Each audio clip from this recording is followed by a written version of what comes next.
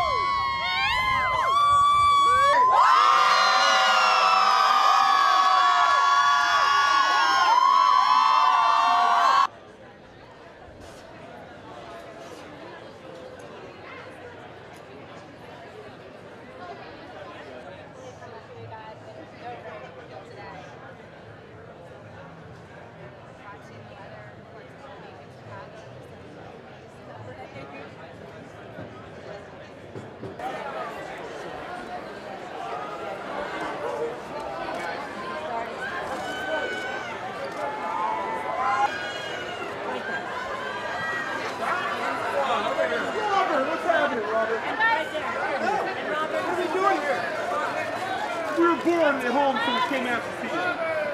Robert! Bobby! Mr. Danny, sir. Mr. and Mrs. Danny? Right there. Robert, to your left!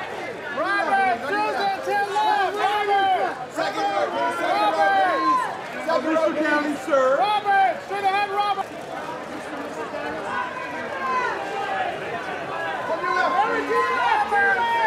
Iron Man!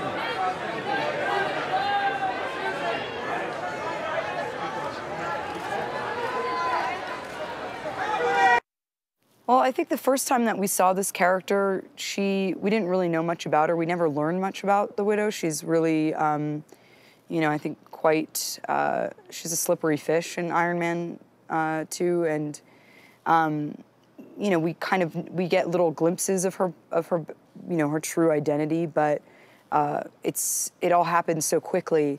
To be able to play, you know, the Black Widow as she is without, you know, these many faces. I mean, she still has many different faces she puts on. I think she still is sort of divisive in that way, but we get to see a little bit more of who she is. A little bit of her history, of her kind of shady past. The Black Widow, when we first find her, is she's, you know, being tasked.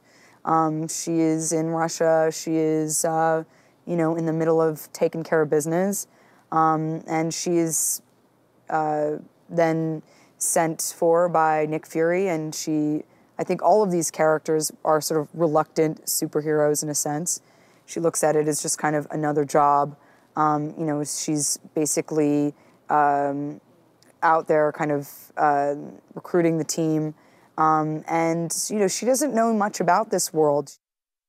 We definitely embrace the wushu a lot, and there's you know, a lot of weapons in this, way more, you know, kind of weaponry than I've ever had to learn before. So that's been complicated a little bit. You know, you're like, okay, I can do all this hand-to-hand stuff. Oh yeah, here's this giant staff, or, you know, a bow and arrow, or fight with these two guns in your hand, and you're like, wait a minute, I had all those movements down, and now I'm fighting against, you know, a 20-pound, like, giant stick. So that stuff is a little bit difficult to pick up. I have to say, the first time I saw what they had in mind, I was like, oh my God, I'm never gonna learn it. And you do, you know, it's just a lot of fails until you get it. Joss's dialogue is so witty and so dry and so clever, and I think he's really invested in each personality, and you can see the little, like, I'd call them like Whedonisms in the words. There's a lot of pop cultural references. and there's a lot of heart behind the characters. You know, they are, you know, when they hurt, they're hurt. We relate to them. There's betrayal. There's suspicion. You know, these are real feelings, and I think the audience will relate to them just as they have in the Iron Man films, just as they have in Thor, just as they do, you know, in Captain America. I think the audience relates to each one of these films because they are, and I think it's why audiences, or why readers relate to comic books, is because these characters are human but have these superhuman abilities. And Joss, as a fan, I think, was just dedicated to seeing that through. I think what makes this film stand out is, of course, the cast is just insane. You know, when do you ever get to see this group of actors come together in this kind of fantasy world? And I think it's the sort of the grounded nature with which this film, with which Joss has infused this film, that sort of is, I think, in my mind, a throwback to what people loved in Iron Man, the original, but it's with a kind of like sci-fi infusion in some way. It's everything that Joss loves about sci-fi, which is being able to escape in this sort of, you know, ultimate kind of otherworldly reality, but have it still be heartfelt and sincere. Chris, right here, man. That's America. Chris, right here, man. Chris,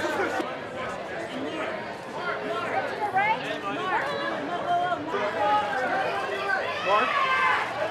Chris, to your right, doggy.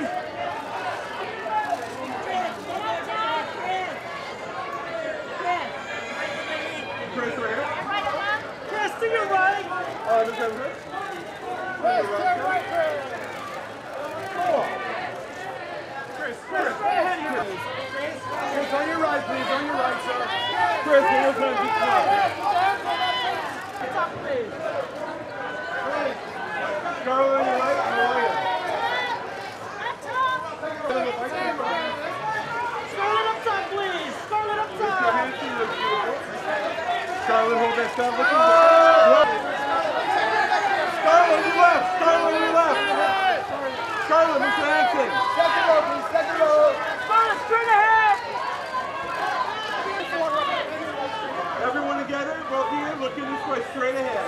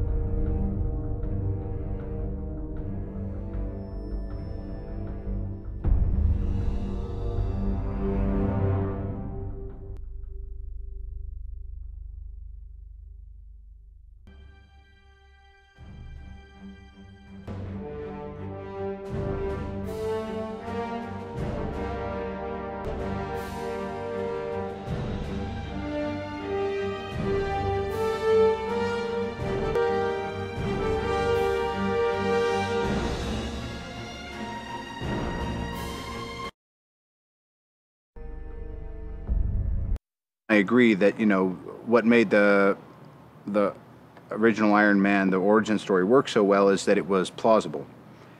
And then we had a bunch of fun doing the second one. And this time I feel like, again, speaking of alternate realities, you know, there's a way that that Tony can interact with the Avengers, because he's already had hints that this Nick Fury guy is clearly stringing him along. And so he's in the dark about it, so it shouldn't be that big a surprise. At the same time, I think it's kind of through Tony's eyes that you have to see and buy into some of these bigger ideas now, you know?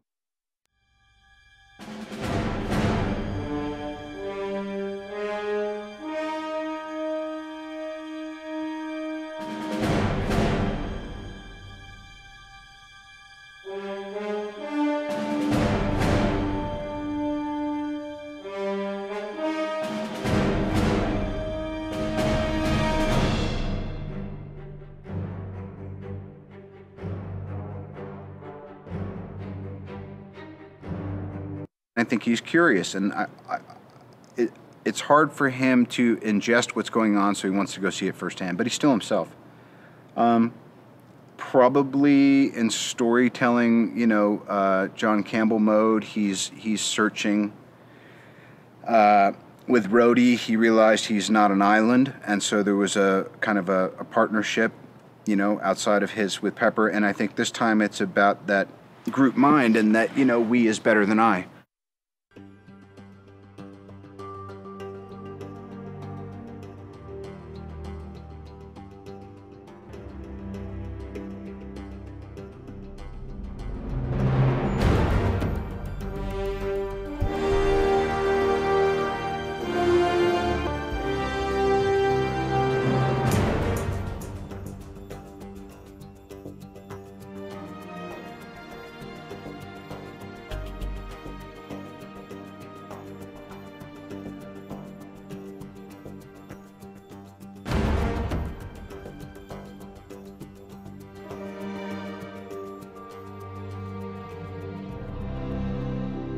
He's a tough guy, and he has generalship, which is what this required. You know, you think of like Joe Johnston on Cap. It was like, you know, I bet that guy really said, look, we're mashing up genres, and I'm going to really marshal this thing through. You think about Ken Branagh for Thor. There's no better person that Hemsworth could have had this kind of interaction and tutelage from. And for me, John was a natural fit. So again, I think, you know, aside from casting, the thing that Marvel does best is they pick the right directors for their projects. And it's always an exciting announcement, but it also always has that extra thing of, oh, you know what? I wouldn't have necessarily thought that, but retrospectively, it makes perfect sense.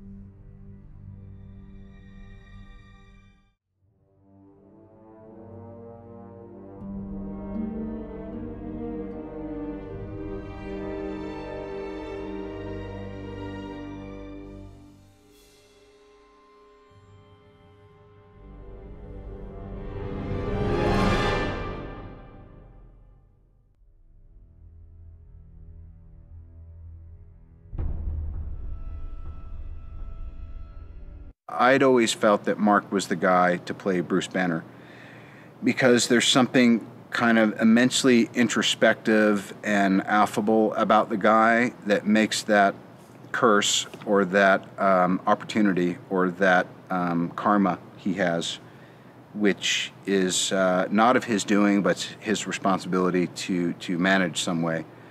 You know, he's just kind of, and he's just a really kind of funny, quirky guy, but he's a straight shooter. And I think that's probably the most important thing, you know.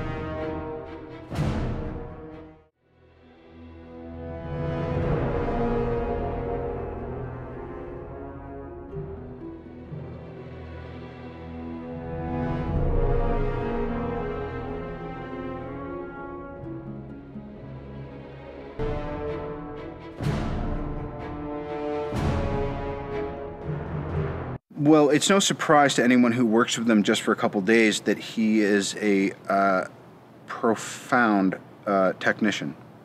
And so honestly, I think you'd probably have to go back a generation from that and probably look at, he's got, you know, some of the same operators and other people that work with Spielberg or work with people of that genre. And, you know, even the Buffy series and his other films have always been visually really kind of their own thing. So, but I think what he's doing is he's drawing on everything he needs to draw on to make it his own.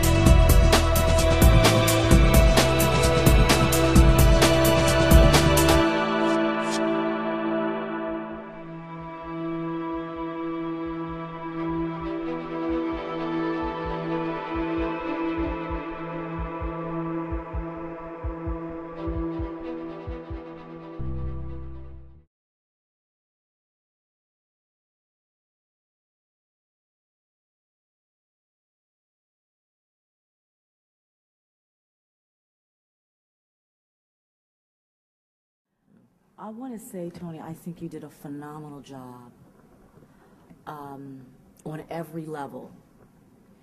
I think one of the things that the viewers will experience through Revelation Blue, that you definitely put together a masterpiece for the Lord. And I just need the viewers to understand that it's always about God. Yes. Working through the lives of mankind. Absolutely. You know, to make a change in this world. And I personally feel that you've done that through the vineyard of Revelation Blue. You've done a wonderful job with that. Well, and to interrupt you purposely, I mean, I couldn't have done it. I couldn't have done it without God, number one, Absolutely. in my heart, and also I couldn't have done it without you, because you were there for each and every phase of it, and still are there. So, out of the grace of God, I thank you. You're welcome. On camera.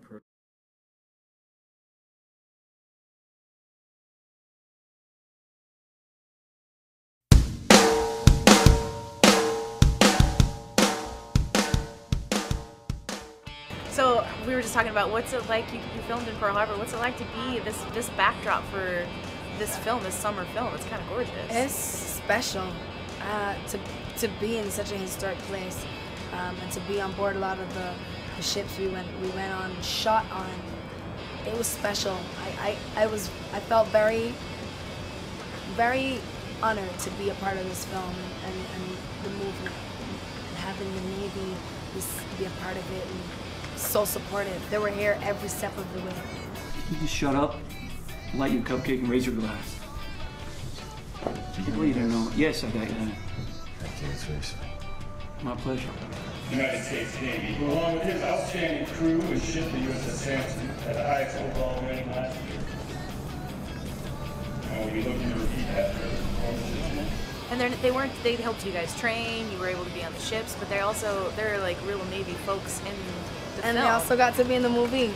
And Pete was very good at that. A lot of them were just on set helping and telling us about things and training in their gear, and then Pete would just go, hey you, go to wardrobe.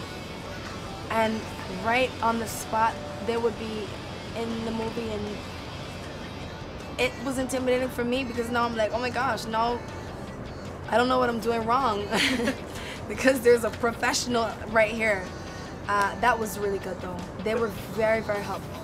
Nick Canales, 35 years old.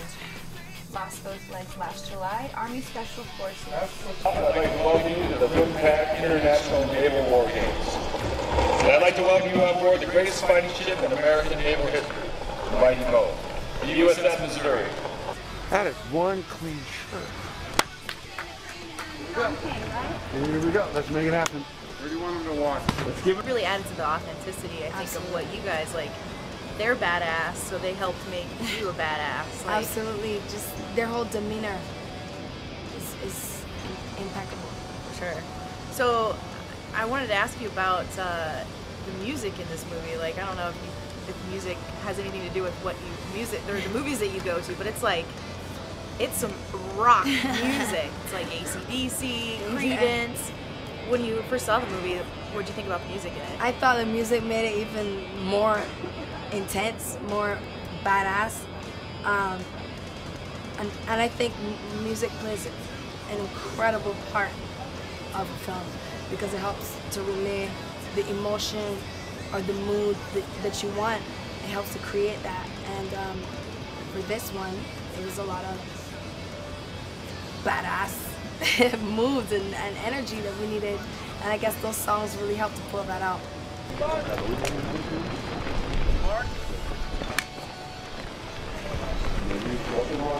Here we go. Captain Bromley, United States.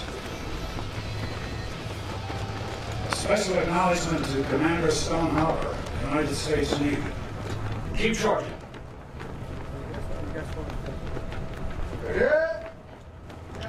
That's a cut. You're sitting right away. So this is your first time. You gotta do it again? I would love to. What do you want your next film to be? I want to try comedy. I really do. I love watching comedy, and it seemed like something that would be fun to shoot. I did a skit on Shirani with SNL, and I enjoyed working with comedians, so it felt like it would be fun. Yeah, you gotta have some light moments with like Jesse Plemons. And what was it like working with like Jesse and Taylor? And what they're kind of like this youthful. You all were like bring this youthful charge to saving the world. What's that like? They're very funny guys. Very funny. There was never a dull moment on set. Like even at times when you know sometimes we were tired or sometimes I just needed to learn something from them. They were helpful. So I would say I had a pretty great experience working with them. Jesse was super fun. Hopper, very helpful.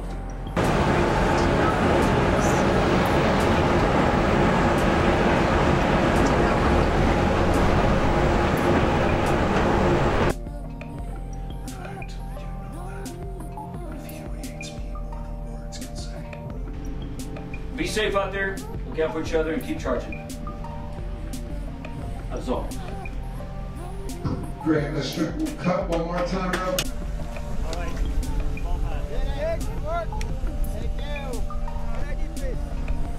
Put Hopper on the island real quick.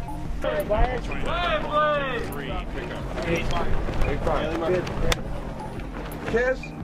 So if aliens really were coming down to Earth, and you had to like pick your team, like you did in this movie, like who would be your team? Would it be Liam, Taylor? Definitely Liam Neeson. I mean, everybody else on the team, I could care less. As long as I have Liam Neeson, there's no one tougher than him. He is so intimidating. And even seeing him on set was scary. He's scary, but he's a very good person, very kind, very sweet. You wouldn't think that. So I would feel safe. It's great. So when you're describing this to like your friends, Pete told me he made this movie for the inner 12-year-old boy and everybody. So when you're trying to describe it to people, like you're getting action, you're getting aliens, you're getting love, you're getting all of that, how do you describe it to people? I think that actually really makes sense because you watch it, it's an incredible action movie. The action just keeps going and going and going. There's one thing to the other. And every scene is a little more unexpected than the one before. But then at the same time, there's these incredible relationships between the characters that are charming. It makes you care more. It's fun. I think I'm good. Thank you so much. Thank you.